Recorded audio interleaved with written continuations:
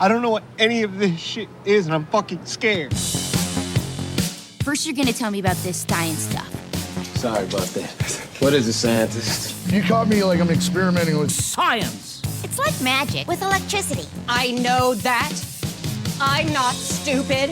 I'm smarter than you. The smartest scientists in the entire world all agree science is a liar sometimes. Seriously, this could not seem less scientific. Those idiots don't know anything about science. It's science. I believe it's pronounced science. This is the least scientific thing I've ever seen. So I'm just experimenting with them? You be quiet. Thank you, scientist.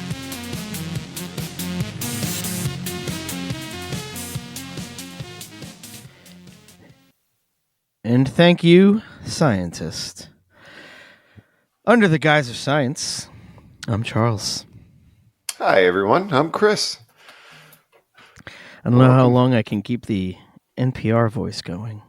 I like it. I was also thinking maybe just doing some different inflections and different words where I normally wouldn't. Just seeing how that goes for an episode. Now, what would you recommend me trying to hat for this episode? That's going, yeah, that's going above and beyond. You're putting different emphasis in different places. Oh man, I'm not gonna do it this evening, but I am gonna do it to people randomly and just try to see how long I can go without breaking. You should do it 1 out of every 6 strangers at work. 1 out of every 6 strangers is guaranteed to leave my job confused. Yeah. Maybe that's too much. We can tweak the percentages, but no, I'm fine with that. Okay, good. Yeah, they're already confused when they show up, so let's just fucking let's lean into it. Yeah. Mm-hmm. Is that a Spider-Man Wu-Tang shirt? Combo, yeah. Nice. Swinging through your town like your neighborhood Spider-Man is the catchphrase at the bottom. If I had to pick anybody that I know to own that shirt. Again, yeah, there's a very small Venn diagram. It's like me and Inspector Deck, really. But I guess he's in Wu-Tang, so he can't really, I don't know. Although, in the words of Mobb Deep, we play our own music. Yeah, we all on our dicks. So, It's pretty good. Yeah. And they also say, whips be the bomb, clothes be the same shit that we had on, fuck fashion, save looking cute for them broads. Yeah, I like these guys. Like hanging out, not getting dressed up. Right. Being comfortable. Yeah, no, I wore these, I put these sweatpants on after lunch. I can wear them again tomorrow. I changed my undies. It's the outer layer. That don't count. How does Mobb Deep feel about naps? I think hip hop in general, they're not fans of sleeping. They never sleep. That's true. Yeah. And they constantly tell you, like, don't sleep. Yeah. Like, they just Eminem said he doesn't even close his eyes when he sneezes. Which is also terrifying. Yeah. I feel like I definitely remember trying to do that as a kid just to see if you could do it. Yeah, I don't think it's possible. I think it's quite painful. Not without getting your hands involved. Fair enough. Okay. Or tape. Bringing in some outside interference. Did you ever do the thing with tape, like in Pee-wee's Playhouse? Where he wraps his nose? Yeah. Somewhat. Never to that degree, but yeah. It's fun. I highly recommend it. I can't tell you the last time I was around tape. I don't cross paths with tape as much as I used to in my school days. You always had it in your pencil case, and now I don't even have a pencil case. So what the fuck do I have tape for? It's like you and after high school, you and tape just drifted apart. and just Yeah. never reconnected. You're living your own lives now. We were close for a long time. We were real close, but no ill will. Like, I wish Tape well. There's nothing. If I see Tape now, I'm like, hey, how you been? Everything. It's like we never missed a beat. But yeah, no. It is what it And it is. almost makes you wish you stuck together, eh? Should have been double-sided. You're as untrustworthy as double-sided tape. I don't know if that's a thing, but it could be. Like, let's just start saying that. Yeah, why is it untrustworthy? I don't know. And don't explain afterwards. Just let's try to get That's that not one the off point. the ground. Okay. I got you. You're still conveying the message, just the analogy's off. But also, we don't take follow-up questions on it. Yeah, you got to hop right to the next question. Well, right to the next thing. Speaking of things, this is a show of ours. And we're totally going to talk about science. Yeah. This time, one science in particular. Last time it was a couple of sciences, but this time we're focusing on one. This is one individual science. Yeah. The video we watched is What If Humans Are Not Earth's First Civilization? The Silurian Hypothesis.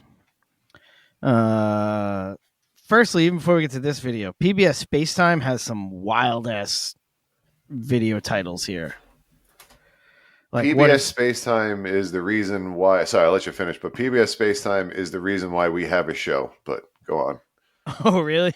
That's how I learned shit mostly. Like, Dr. Matt, I always get his I don't know his last name, but he's very good at science to English. So yeah, he's a large portion of why I can talk about any of this. What if space and time are not real? That's a right out of the gate crazy. Did AI prove our proton model wrong? How will we know when AI is conscious? Shit. Wow.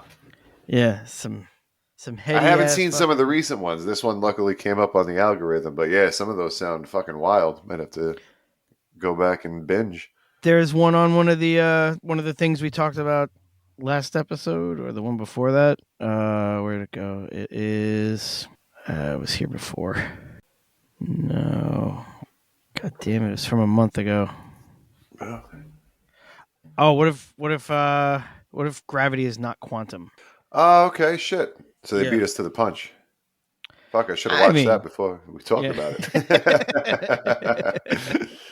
it. I feel like they're gonna beat us to most punches. Yeah. I would imagine we're getting the trickle down effect from whatever punches are being thrown. Whatever delicious punches are being thrown across rooms at each other. So yeah, after you finish listening to all of our episodes, including the backlog, go check out PBS Spacetime and watch all of their episodes. And that should keep you occupied for a very long time. Yeah, and if you get confused by people who don't know what they're talking about stuff, you should see how you feel when someone they do know what they're talking about. Yeah. Tells you stuff. I zoned like 2 or 3 different times. I was like, nope, back, focus, just because there was just so many big words in a row. You start thinking about other things. Like, it's kind of weird the way his shirt almost blends into the background. It kind of oh, god damn it, that was 2 minutes I missed. All right, go back. What was he saying? I remember this part. Yeah, there's a lot of that. So much. And he says words weird sometimes. Like, I'm pretty sure he said fragility. Oh, okay. So yeah. Fragility. Yeah. But fragility.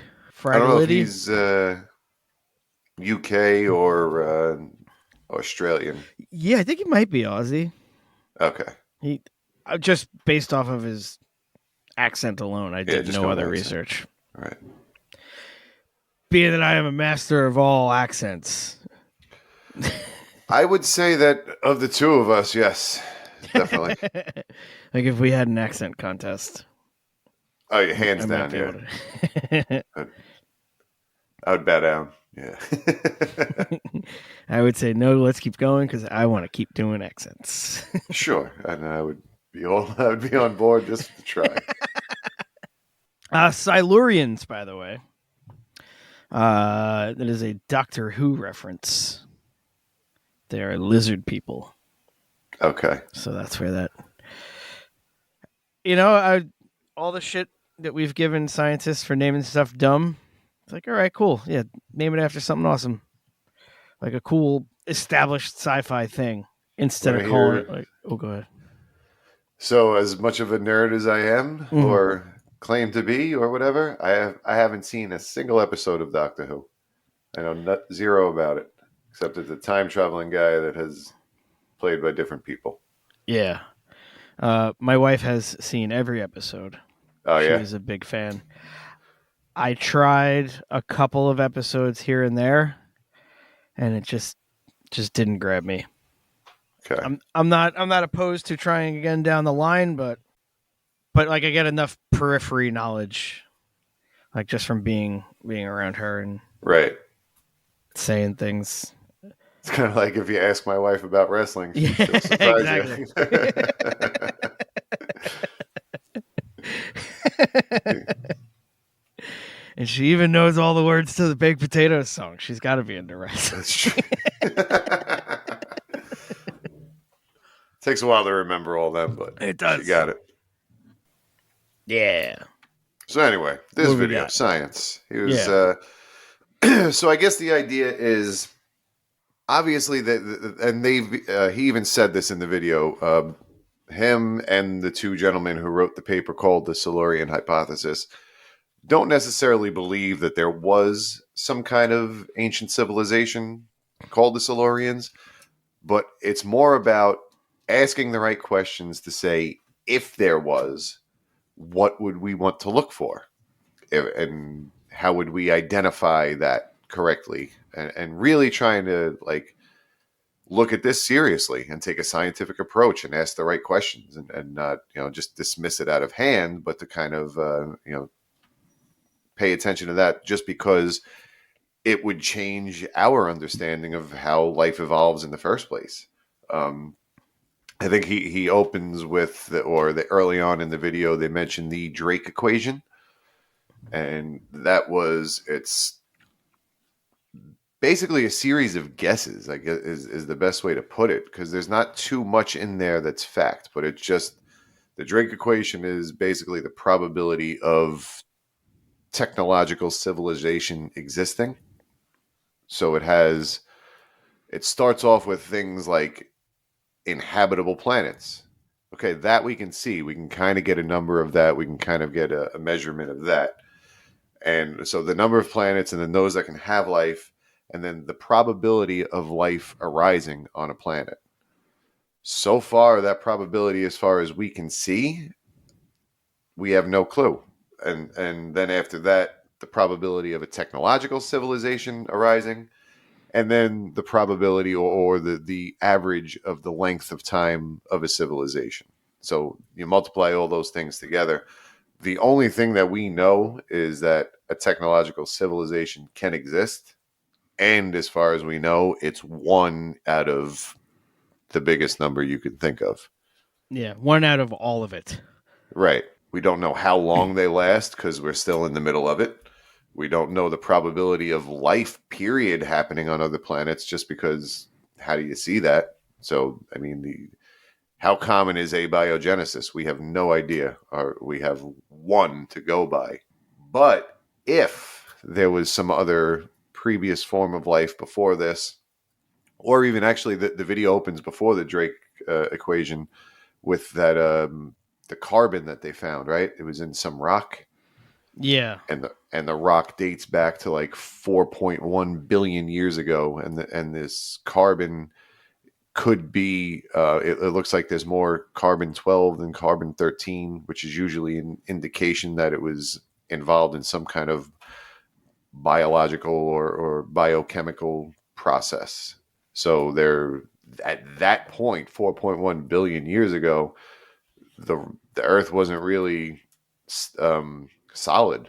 It was a lot of like the rock reliquefied. It's at that point. Oh, right. Yeah, that Yeah, whole that's thing. the Hades epic or Eon or whatever it is. See, I was the second the video started, and even though I knew it was the wrong reaction, just as soon as he was like, "Yeah, this amount of carbon that's in the rock from 4.1 billion years ago," like immediately, it was just fucking knew it. Ancient civilizations, fucking video over. Got it, no problem. It's like, yeah, there's a long road to follow from there, but yeah. Yeah, I'm just so ready to believe it, but obviously, this guy Because that'd be the fucking coolest. So, yeah, it's like Planet of the Apes shit. Like just the previous civilization, just fucking buried under sand. What was it? What was that show? Dinosaurs? Not the Mama? That whole shit? Yes, yeah. Yeah, that could have been real. I'm down. Yeah. Which, by the way, do you know how that show ended? Like what the last episode is? No. It's a fucking giant asteroid is heading towards the planet. And like the final shot is like them holding hands looking up in the sky as it's approaching and getting ready to hit them. Wow. Yeah, right? That's a fucking heavy ass ending. Yeah. That's worse than Will Smith turning the lights off. Damn. Is it worse than Will Smith killing his dog in I Am Legend?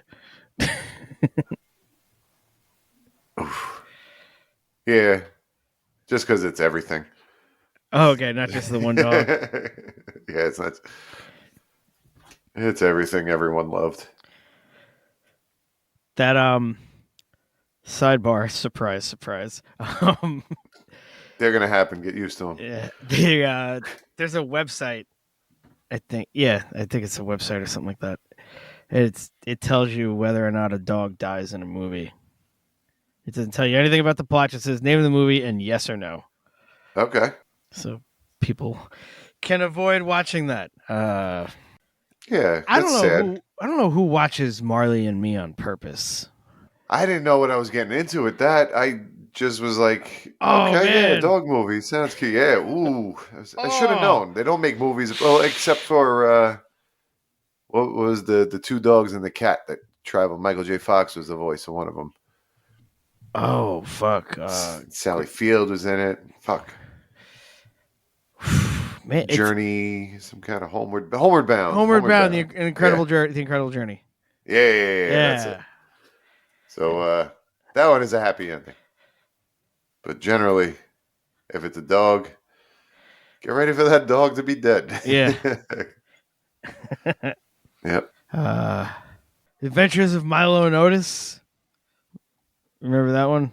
I do remember that one. That wasn't that just like footage of a cat and a dog and then narrated by Dudley Moore, who also did the cat and the dog's voices. Yes. Hey, Disney Channel, growing up. That's awful. That's like some home video shit. That movie was what people do on TikTok now. Yeah. Like just do voices for cats and dogs and shit. It had to have been cheap to make. Like Dudley Moore was most of the overhead, right? I would assume so, yeah. I mean, I don't know what kind of contracts the animals had. Yeah, that's true. We don't know. There was probably not a union back then, though. Yeah, they didn't have anybody to like negotiate on their behalf. Like you're getting top billing in the credits. Obviously, you're getting all the screen time. Yeah. You don't even see this Dudley Moore fella. That was a happy ending too, though, right? I don't remember how it ended. Me neither. I just remember that it exists. Did Dudley Moore die? I mean, eventually. Yeah. Not during the making. Oh, that's good. That would be crazy if he ended up dying with like really mysterious like pretenses like during the filming of that movie or the voiceover of that movie. That thing gets scrapped. Definitely like at that point. Right? Like Bruce Lee level, kind of like. Yeah. Yeah. Yeah. Oh, maybe that's what it was. The dog and cat Yakuza had Dudley Moore killed because the dogs and cats didn't get paid well enough. That's terrible. Yeah. You heard it here first. We figured out the conspiracy of how Dudley Moore didn't actually die during the filming of that movie. There was an attempted hit. He outlived it. That's what I heard. So Silurians. So anyway, but the idea. So the thing that they found was 4.1 billion years old. Life, as far as we know, the earliest fossils that we could see were more like 3.8 billion years. So there's a couple 100 million years in between the two of them. If this is real, if that thing is a couple 100 million years older than than the life that we've seen since, that would mean that like the spark for life happens easier than we thought, almost, for it to happen twice on once and then get wiped out when that late heavy bombardment turned the earth back into molten rock, and then as soon as it cooled down, almost, it's to start up again and get the ball rolling. Like, it might be, if that was the case, now we adjust that Drake equation for the probability of life happening doubles, basically. What was I going to say? Now, isn't there stuff that can live in like super hot or not in magma or near magma? Or I think so. I don't know about in magma, but like then again, are we looking or... in magma for living shit? I don't know. But there is stuff that lives in like atmospheres that would be toxic to us. Plus, there's stuff that lives like at geothermal vents, right? Like on the ocean floor. Yep, exactly. And that's kind of where abiogenesis is. One of the hypotheses is that that's where it happened initially. Some wild shit. So Drake equation doesn't bring up class 0, class 1, class 2 civilizations, right? No, it's just generic, the odds of there being something else like us out there. Okay. What is the other one that goes along with that? The Fermi paradox?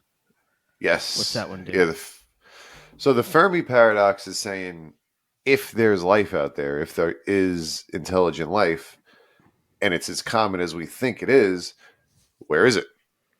We look up and we don't see it. So that's kind of the we should see signs of life out there if it's as common as we believe it is, which would potentially mean that either it's not as common as we think it is, or it doesn't leave the mark that we think that it should, or it doesn't happen.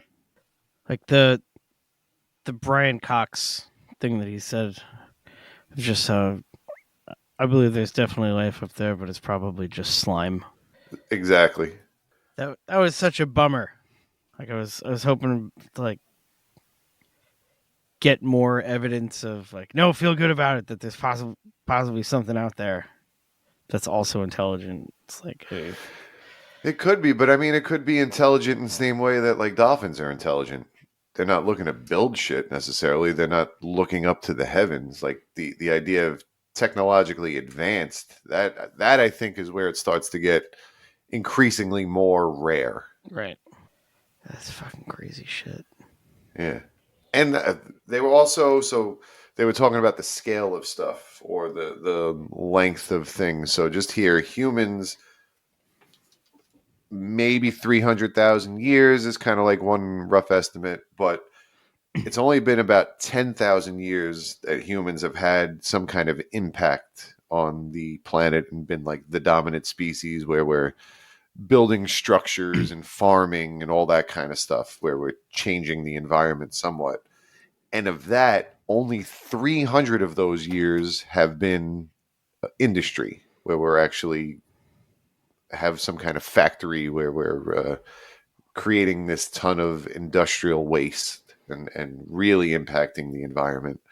So, I mean, that's it compared to these 4 billion year timescales, the 300 years that we've been doing that. The Fermi paradox says, where is everything that maybe that there's some kind of great filter that lies in the way that kind of stops technological civilizations from expanding or becoming too big and going for too long. Maybe it's something like that, where as soon as we get some kind of measure of heavy industry, we tip the scale. And it's like, and just essentially collapse in on itself, kind of thing.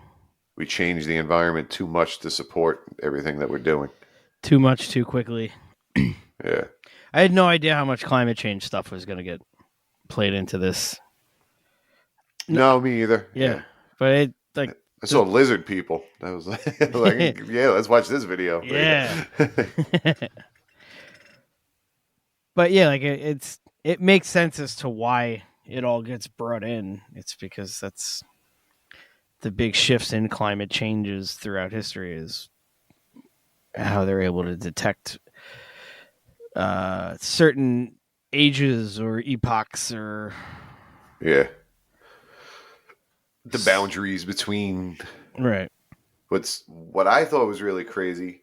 So all that stuff that they're looking at, it says Greenland and Australia. There's 2 areas there that have rock that is that old where we can see samples of this kind of stuff. Most of the rest of the crust gets recycled every 500 million years, I think it said. Let me just make sure, Yeah, that sounds right. That's right. That came up in an episode we did a while ago now at this point. The one where we were talking about plate tectonics and stuff like that, but just how it's like with the human skin. It's like every 7 years you have a completely new, different set of skin, basically, because all the cells have been replaced with new cells. Right. Just the fact that there's every 500 million years, the table gets completely cleaned, and you start with a fresh sheet of earth. And this is now this isn't like ancient aliens built the pyramids type theories. Like this is like way before pyramids. This would have to be if something were to rise up and have some kind of technological civilization for 500 years, then 500 million years later, it's all gone, just completely. Nothing is left. Yeah, like it's so 500 million years. So it's happened on each plate 28 times. Yeah, shit. That's a lot of recycling. Yeah. A lot of hitting the reset button. Wow, how do you... Yeah, like it's lost. Like whatever was there is gone. So there's not even a way to really tell with that at all. Right. Yeah, and there could have been other stuff. This is another number that I thought was pretty cool from that video. So there's a very small fraction of land that is available from before 2.6 million years ago. And currently, the amount of land that could be considered urban on the Earth is less than 1%. So, like, if there was a civilization, however many a billion years ago, let's say, and they had a similar type setup, less than 1% of the land would have been some kind of real impact of what they're doing, like an urban type structure civilization. And the amount of land that's available to us that is older than 2.6 million years is so small. Like the odds of us actually finding something is just teeny tiny. Wow. Yeah, just with those numbers alone. So if we were to disappear today and another civilization comes in 500 million years, they're not seeing anything. They're not gonna find my hard drive with all these episodes on it. They're not gonna. No, unless we get to that shelf in Australia that's been around forever and put it there, and maybe that'll stick around longer. We should open a business there of like storing stuff for people who want their stuff stored in case they're able to get brought back to life. You just, why don't you put it on the old top shelf? That's what we'll call it. Top shelf will store your stuff in perpetuity. I like it. All right. Add it to the list of businesses. We're on our way, Australia. We'll be right over. We're just gonna hop in this boat and rowboat all the way to Australia. Australia is so fucking remote. It's insane. Like, I don't know how my algorithm on my phone figured out that I'm probably somewhat amused or entertained by watching like the flight path videos that like they're kind of sped up and it'll give you the total flight time from one place to another. And it's like the thing that you would see in the back of your seat or the back of the seat in front of you on a plane. Yeah. Yep. And yeah, just anything that involves going near Australia, which is Australia or New Zealand, I guess, because nothing else is near it. That's the whole point I was trying to make, I guess. Southeast Asia, which is still kind of far. Yeah, it's like fucking 14 hours everywhere. Yeah. It's fucking nuts. And then they all just live on the coast. Like, even if you were to try to go to the west coast of Australia, I can't even imagine how many hours that would take because nobody's flying there. You'd have to drive it. So some of those, I think that's where some of this stuff is found. It's like in that western or central towards western part of Australia. Perth? Isn't Perth over on like the west side of it? That might be on like the coast. Yeah, it's and it's not a lot of it either. Now I gotta see fucking Perth, Australia on a map. Let's see, where do Australians live? Oh, Australia. Australia. Oh, okay, yeah. So Perth is on the southwest, the southwest Cape, I guess. But yeah, it's that whole east coast, and then that a little bit on the north coast, and then that one spot. Western Australia is just national park. Which is right, yeah. With that, I feel like it's just a cop out at that point because like we can't do anything else with this, so we'll just hang this sign up here in front of it that says national park, and then people will have to give us money for it.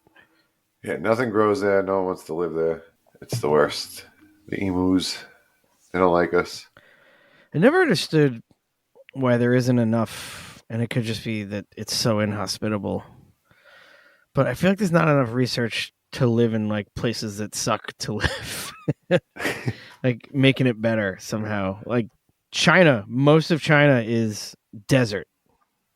And most of the population of China lives on the east side of it. And it's one of the most populated countries on the fucking planet, and everybody all just lives on top of each other. No, they're probably the most populated country on the planet, right? I feel like I remember hearing India might have passed them. Oh, congratulations, India. It's been China my whole life. Good job not pulling out. Or moving away.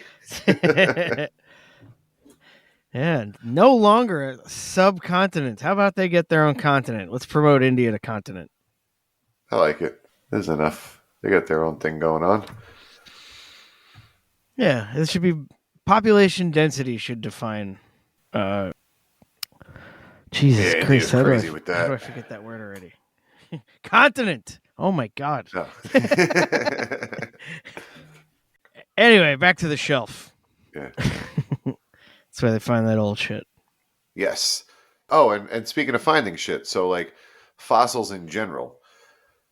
Fossils are fairly rare. Like the fossilization process doesn't happen for most things. Like most of the stuff that we see, we found about 700 species, I think there is, of dinosaur or things from that time. And remember, like we said last episode, dinosaurs were around for, I got it written down here, from 250 million years ago to 65 million years ago. So that's like 180 million years of that species dominating the planet. And we found 700 species. Again, we've been around such a small time in comparison. Like you wouldn't see us. Here's a good. How many species are on Earth right now?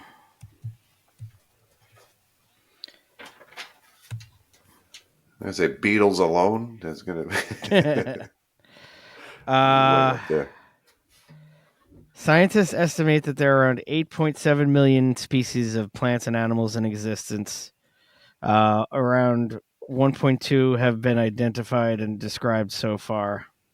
And you guessed it, most of which are insects. Yep. Not surprised. Most of which are terrible. Oh, man. One of the really nice things about the winter is just the complete lack of bugs. It's so great. Agreed. Occasionally I see a fly on my screen that's just like holding on to it, and you can flick it and it doesn't move at all. It's just, I guess that's where it died almost, or is in the process of dying. Yeah. In the death throes. Yeah, there you go. Death Throes sounds cool. Yeah. There's no band named Death Throes? There has to be. Yeah. And then there also has to be a band named Death Rose. Like, they're a little bit more gothy and gloomy. Okay. I would say. Just because you could say it fast enough. But Yeah, Death Rose. Yeah, what's the last thing that...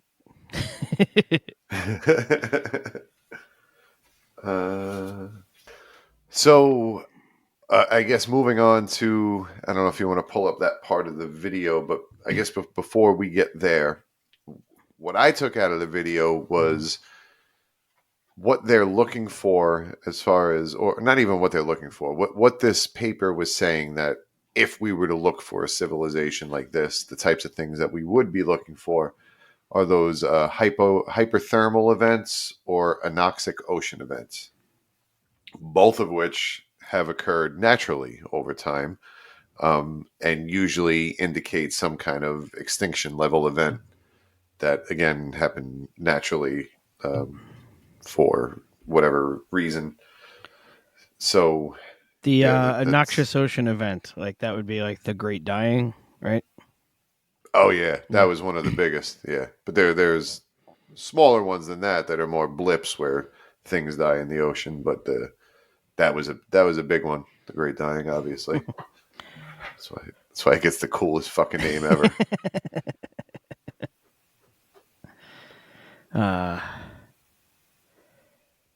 And is that so? Noxious, like it's like NOXIOUS, noxious ocean event. I think anoxic. Oh, anoxic. Oh, okay. Anoxic, yeah. So no oxygen. Ah, all right. Yeah. And no credit for hearing the word wrong.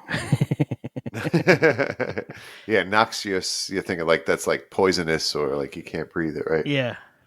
Yeah. No, this is just like the literal fish suffocate. Gotcha. I don't know why I said literal there. That didn't need to go. That's just a filler word as I thought of my actual sentence.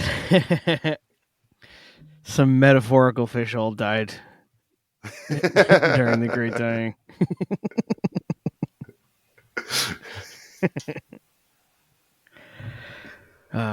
Great Dying? Not so great. No, turns out. Yeah. Turns out the Grand Dying makes it more majestic. That sounds wonderful. Yeah, right? That's like high society extinction level event.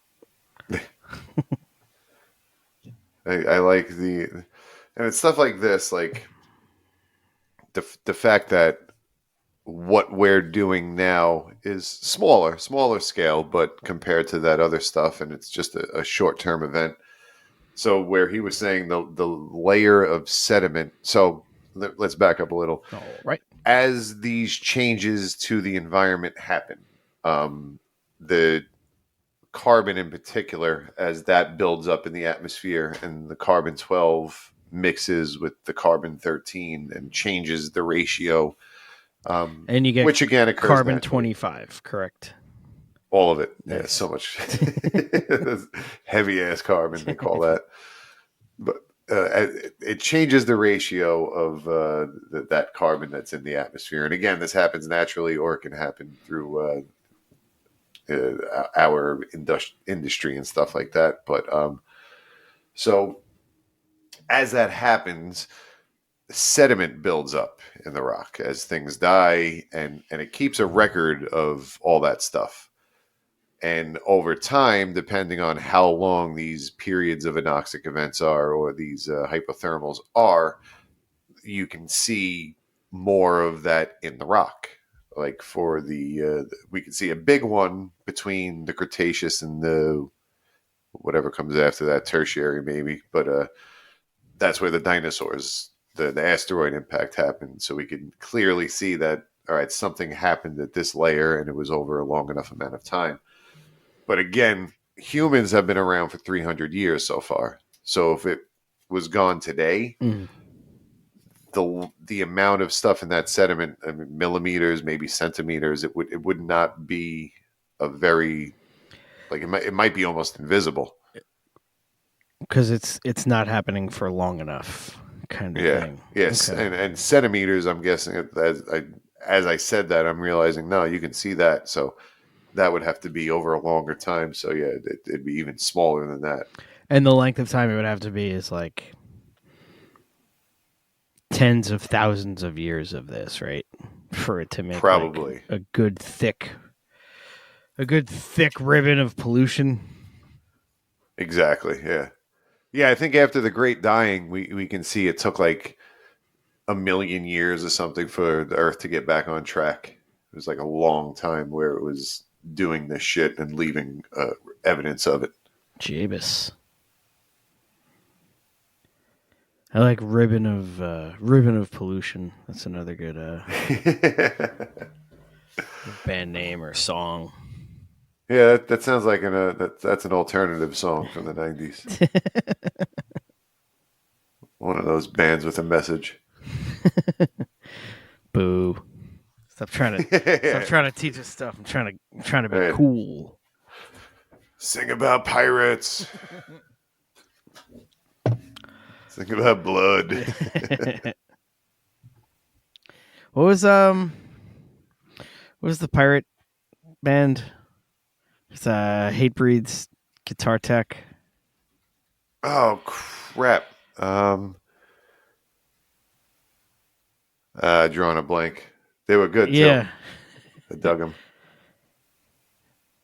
I always loved the line, yo ho ho and a bottle of rum. The 7 seas is where we're from. It's very easy.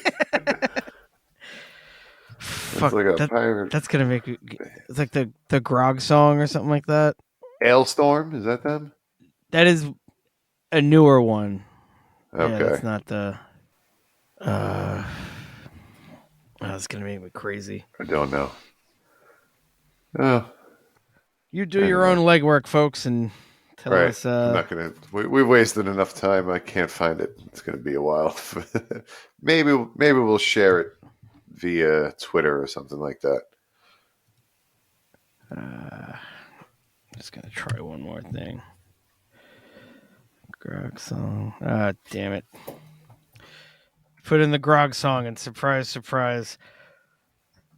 Millions of versions of Irish songs. Oh, we want pirates. Yeah. Irish pirates. Are they Irish pirates? No, I want Irish pirates. Oh, okay. Irish pirates is kind of fun. It's fun to say. Yeah. And that's what I base a lot of things on, is how does it feel coming out of my mouth? Does it feel like this was fun to say it? Irish pirates. No, if it's fun to say, then I want to talk about it. All right. Yeah, absolutely. Because it's like, because you want to repeat it, like yeah. We have a list. Lauren and I have a list of fake band names just on the fridge, and as we think of them. But one of them is Graphite Giraffe Fight. I like that one. Graphite Giraffe Fight. All right. That is fun. There's the subtext is butt sex. That's one too. I think that feels more like an album name to me. All right.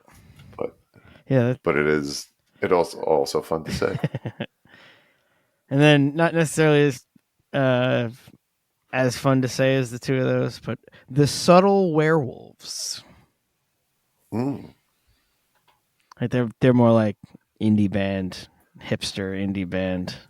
Right. Like, ooh, Subtle Werewolves. Oh. Yeah, they're not the type to go out there and like win the high school basketball championship or something like that. They're more subtle. They're gonna surf on vans. They're low key. Yeah.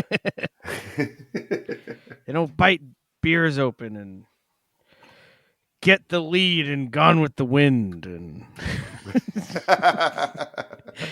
right? Were they doing Gone with the Wind in that? So yeah, he was dressed up as some kind of colonial Civil War, Southern general looking guy, revolutionary. Yeah, I don't know which war it was. It was one of them two. Fucking movie's insane. Yeah. America fucking hanging their laurels on those two wars is like me as a Jets fan talking about Super Bowl III. Like, come on. Let's get with it today. Joe Namath's not going to live forever. No, he's barely even allowed on TV anymore. Oh, yeah, because he harasses the girls? Yep. Yeah. That was cool in the 70s, though. And then it's like, oh, now it's creepy. Yeah. Right? Like back then he had money, he had a little bit of style, and now he's like, oh, I want to kiss you on the mouth. And she's like, bro, I'm interviewing you for like I'm going for a promotion and shit. Yeah. Oh, by the way, dude, you're on fucking television right now. Just a reminder. Right. This is Monday Night Football. It's not like nobody's watched. This isn't cable access. You're on Monday Night Football. Sexually harassing me, for the record. Literally on the record, sexually harassing me. Right. She was like, all right, that was Joe Namath's last time on TV. Back to you, Bob. Yeah. Back to you, Al. Oh, real quick, have we mentioned the story about when we saw Al Roker at the airport on this? We may have, but it's always a fun story to mention again. We'll tell it again. We're walking through the airport and across the thoroughfare onto the other side. It's like where all the stores are and shit. I see Al Roker. And I go, oh shit, it's Al Roker. And I kind of said it loud, and he turned and looked, saw me pointing at him and like put his hand up to wave. And as he put his hand up to wave, I said, nerd. Very loudly. Like you said it kind of loud. I said nerd very loud. Yeah. Very, very like everyone looked at me loud. Which is what I wanted. Yeah. Which is the desired effect. I screamed nerd in the airport at Al Roker, making eye contact. Nothing personal, Al. It was a softball I couldn't not swing. It was one of those type situations. I had to. Everything, the stars aligned. Like this. I'm never going to get a chance like this again. when am I ever going to get to call Al Roker a nerd to his face? Yeah. In front of hundreds of people. Hundreds? Yeah, hundreds. And it was coming from a nerd, so I hope that's like maybe now after all these years he's listening to this episode, he'll be like, oh, now it all makes sense. Yeah. Like, yeah. Got a game recognized game. Al Roker. Yeah, right. Steel sharpen steel. Al Roker. That's right. it's great too because I wonder if in his head he was like, "Did that first guy just set me up?" I imagine he was like, "What did he say? I don't care," and just went back on with his life. That's probably most likely. Whatever he said, it's nothing a little bit more money can't fix. Yeah. He definitely has more of that than I do. So big. I still won though, right? Yeah, you won. Yeah. You're the champion. Yeah. You That's right. undisputed calling Al Roker nerd champion. You did it 100% of the time. Come for the crown. Yeah. Yeah. I dare you to try to top me, general population. Go find out. That would be amazing if we took off just for the we went viral for being the show that recommended you call Al Roker a nerd. All right. Anybody who gets an opportunity, please record yourself calling Al Roker a nerd in a public place and send it in. It was fun. I had a fucking blast. I laughed really hard.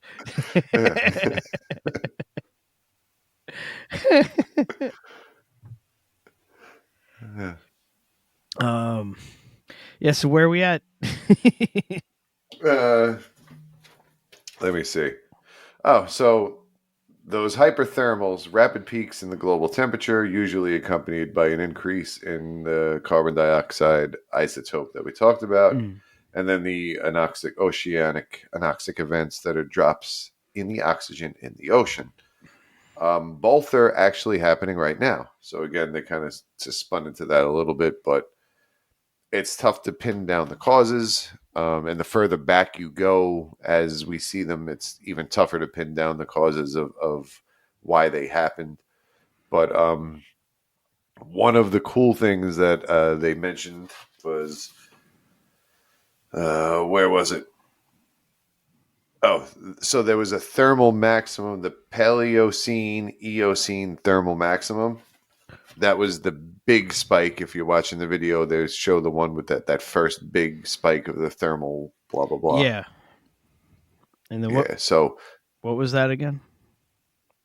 It's just a period where the average temperature on Earth spiked, shot up. It didn't rise along with everything else. And then over a relatively, geologically speaking, short amount of time, it spiked and then dropped back down. But now there's pretty good evidence that ties that one specifically to there was a magma, what did they call it? A magma pool kind of, or a magma spot that, because there's hot spots basically under the earth. I mean, the Hawaiian Islands are an example of that, where it's just like a thinner part of the crust, and you got this pressure, so you get these hot spots with these bulges of magma, and the crust moves over them. And so at some point, this hit a fossil fuel bed and just fucking cooked and released all this carbon gas into the atmosphere. Holy shit. Yeah. So that it essentially just made a huge explosion and fire and just burnt out like a bunch of... Think of like the longest, biggest barbecue, because that's essentially what it was, is cooking coal at that level. Oh, see, I went immediately to oil or unrefined oil that makes way more sense with it. Coals. Yeah, I mean, when they say fossil fuel bed, I'm thinking ancient forest, because that's the only way that there would be that much stuff in one spot that all died and buried at the same time, that kind of thing. All to make a nice, big, delicious dinosaur barbecue. Yeah.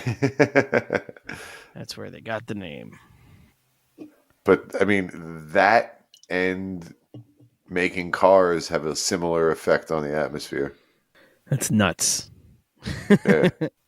And another cool thing that they said, so if you have a technologically advanced civilization, goes industrial, and tips the carbon scales like this, it would probably wipe itself out relatively quickly. So again, the record in the rocks would be nearly invisible. Or if you went the other way and this advanced civilization figured that out and went towards not leaving a carbon footprint like we talk about now, again, it could have been around even longer and also been invisible in the carbon record or in the record in the rocks. Yeah, because if it's not, not leaving that waste, yeah. not leaving a trace. Wow. That's fucking. That is neat. It's wild, yeah. Holy shit. You want me to show that thing? Yeah, I think it's about that time. Alrighty. That's kind of all the topics I had, but yeah, and this kind of leads into what ties that all together. So Yeah. I'll set it up. There's just a portion of the video where the scientist is talking about. I think it's Matt O'Dowd is talking about things that we see and how there are equally plausible man-made or person or biologically made things that I don't know what's the word for it. There's some shit that can happen through biological means as well as natural non-life doing it. Yeah, naturally occurring versus something creating Artificial. Yeah, artificial. Boom. Thank you. We got Glad to that. help. 2 heads are better than one. All right, I'll shut up. In Earth's orbit, characterized by the Milankovitch cycles, which we covered once upon a time, and which are correlated with past climate shifts. We can talk about that, and too. if a signal is not caused by the climate change itself, then it might share a cause with that climate change. For example, spikes in heavy metals or rare earth elements can come from the manufacturing of technology or be produced by volcanic eruptions, which spew vast quantities of minerals and metals into the atmosphere and oceans. Radioactive isotopes could be due to a nuclear program or due to a nearby supernova explosion. Layers of soot and particulates in sediment could indicate combustion processes from an ancient industry or come from widespread wildfires or an asteroid impact. These can send soot and dust into the upper atmosphere, eventually settling around the globe. And more importantly, can trigger a shift in the climate if enough CO2 is released. There's good evidence that the Paleocene-Eocene thermal maximum, the first and greatest hypothermal of the Eocene, was caused by a giant magma zone intruding in a giant fossil fuel bed. So that length of time of that, like just by looking at the thing on the bottom, was probably around 1 million years of that. I missed the bottom piece, but even half a million years. Yeah, it was 5.5. Yeah. Even that is an insane amount of time. Right, that's so long. Yeah, just on a geological scale, or like when he says a nearby supernova, for how the isotopes got there. Like a nearby supernova is what? Yeah, nearby is air quotes. Yeah, like tens of thousands of light years away. Yeah, well, I mean, even if it's 50 light years away, that's close astronomically speaking. But that's nowhere we'll ever get or interact with. 50 light years is fucking far, for lack of a better term. But I liked where like towards the end of the video, like they're explaining like practical reasons to even write that paper. It like giving the like just shifting the perspective of how you're looking at a thing. Like the thought exercise of, all right, if there were civilizations prior to us, how would we find it, kind of thing. So like we've been explaining, like the stuff in the rocks built up, but then also shooting down your own ideas realistically. Like in that, he's like, this could be caused by this, or it could be caused by this, like the naturally occurring versus artificially brought on by a civilization manipulating their environment. Yeah, it's almost like steel manning the opposing argument and then really debunking it, or like taking it seriously instead of just saying this is ridiculous. Saying, okay, if this were a thing, how would we find it? Let's realistically look at it and identify some things, and then try to compare that to reality and see if it's there or not. But yeah. And the like the idea of where you would use it, even like not just on Earth, like to then eventually, like once you know how to look for an ancient civilization, if you can figure that out, you obviously go to Mars and check Mars out and try to see if there's anything that you can find in the rock that will tell you a similar tale. Right, yeah. Did that start to happen here? And then again, that changes that Drake equation at the beginning, or changes some of the variables in the Drake equation. Yeah, because if you can prove that life existed at some point on Mars, yeah, that means life gets going, and that could be cool. Yeah, and it's just again the scale of time that these things happen over. Like we're just 300,000 years we have, and Mars has been around for as long as Earth, not as long as Earth. As long as Earth, yeah. I mean, I think the solar system in general is a similar age. Like most everything is about 4.5 billion years or so. That's crazy. Yeah. Crazy shit.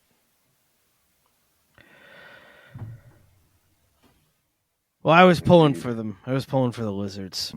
It's not ruled out, but the burden of proof is on the lizards. Whoever, yeah, exactly. It's on the lizards. The lizards have to prove. So Lorian's got to show us, otherwise they're not. Show and prove. That's right. This was neat, though. I dug it. One other thing before we wrap, because they mentioned Milankovitch cycles. Oh yeah, and just kind of glossed over. Hey, it could happen because of Milankovitch cycles. That's just basically the Earth orbits the sun. It wobbles. It rotates. The solar system moves.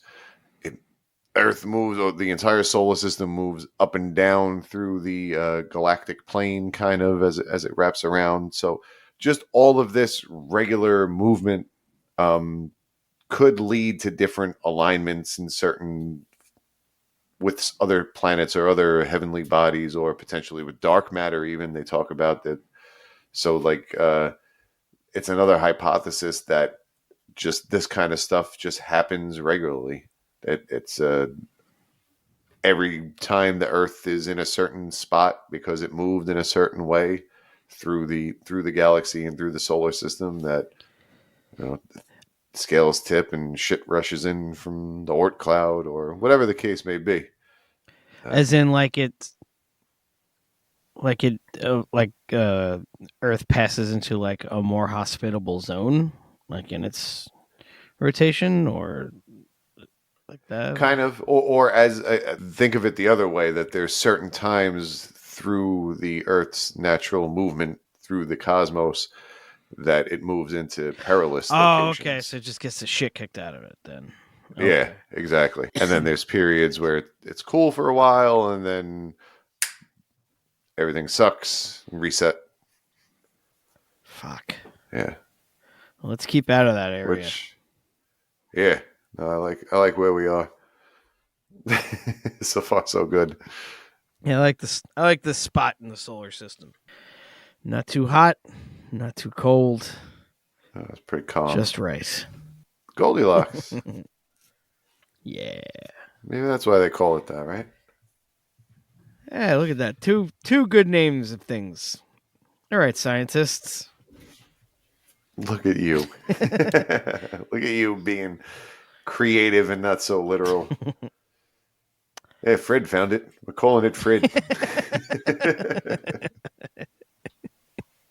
I like a good New Zealand to rev it. Yeah, that's New Zealand scientists.